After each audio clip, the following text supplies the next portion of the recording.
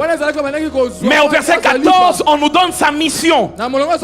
Tu battras Madian comme un seul homme.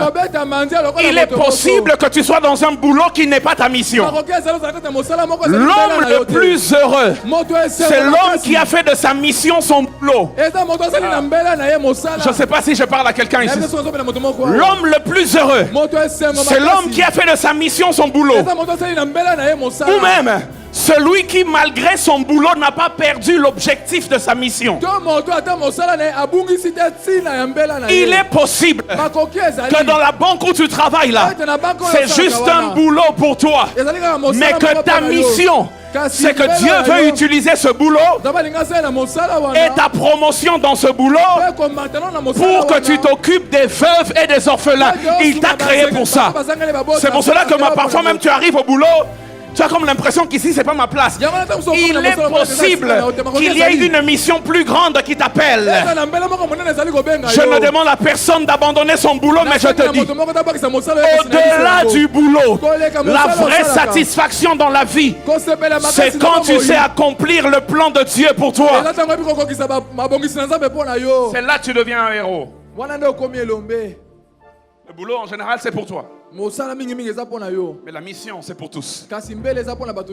Septième chose. Septième chose rapidement. Après avoir regardé à hier. Hier. Merci. Le vrai héros a le regard tourné vers le futur. Une vision claire pour l'avenir. Là où ton regard en arrière t'emmène des frustrations. Regard en avant doit t'emmener l'espoir. C'est pour cela que la plupart d'entre nous, nous vivons dans le présent. Mais nous vivons entre frustration et espoir. Frustration parce que tu regardes l'état des choses, tu dis « Hé, Nkolo !» Mais espoir parce qu'au fond de toi, il y a un appel qui te dit les choses ne seront pas toujours telles qu'elles sont. Parfois tu regardes l'état de ta famille, tu dis Seigneur vraiment. Le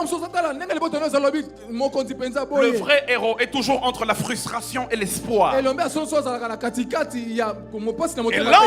de l'Éternel tourne les regards de Gédéon vers le lendemain.